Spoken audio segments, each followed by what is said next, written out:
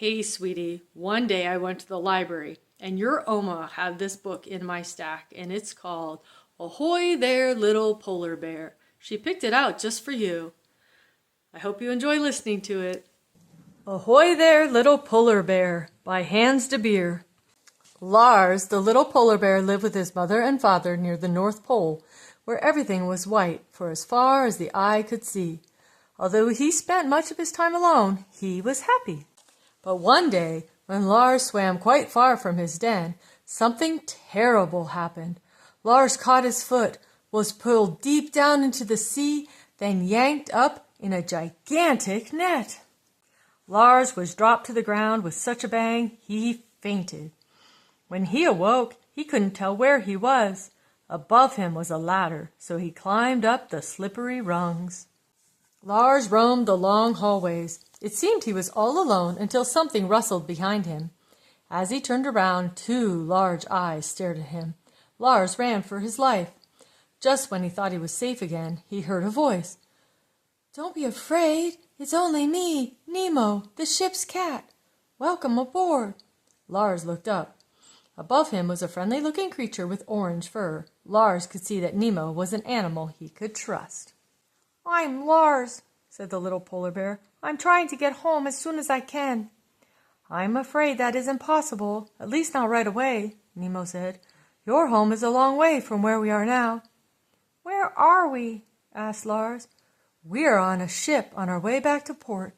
Once we're there, I'll take you to see some friends who may be able to help.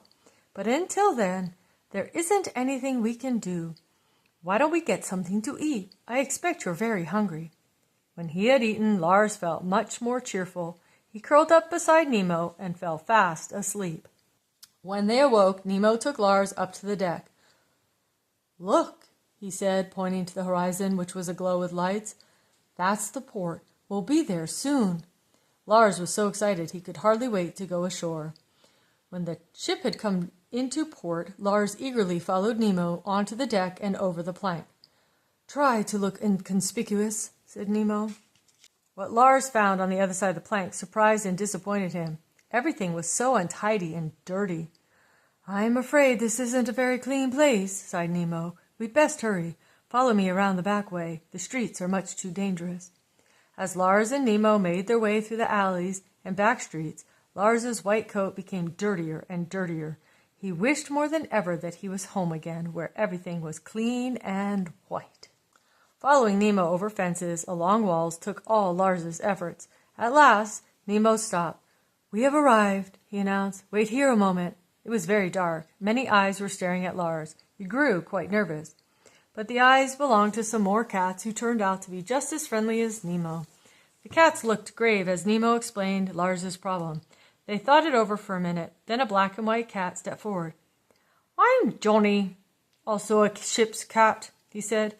"My ship is leaving for the Arctic tomorrow. We must get you on board before daylight." Lars, Johnny, and Nemo had to rush back through the alleys and backyards. Lars was so excited to be on his way home again, he forgot to watch where he was going and almost got hit by a truck.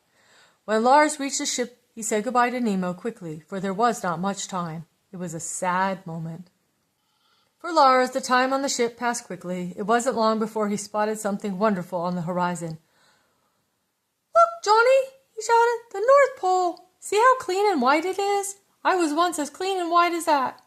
That night, when the ship anchored, Lars thanked Johnny and set off for the beautiful white shores of the North Pole. As Lars swam, the sea washed his fur clean. Once on shore, Lars ran for his den to greet his worried parents, who couldn't have been happier to see him. When Lars told his parents about his adventures, their mouths dropped open. "And this is what Nemo looks like," Lars explained as he tried his best to look like a cat. Although his parents were not sure they understood, they were so happy to have Lars home again, it didn't really matter. That night, they all slept close together. After that day, Lars's father often found his son gazing out on the horizon. "What are you looking for?" he asked. "Ships," Lars said, "and cats too. Someday a cat might fall off a ship and come visit us." The end. Hey, sweetie, did you enjoy listening to Ahoy There, Little Polar Bear? Wasn't that scary when he got caught up in that net? Wasn't it awesome that that cat helped him out? I hope you like listening to all these books, and remember, I love you.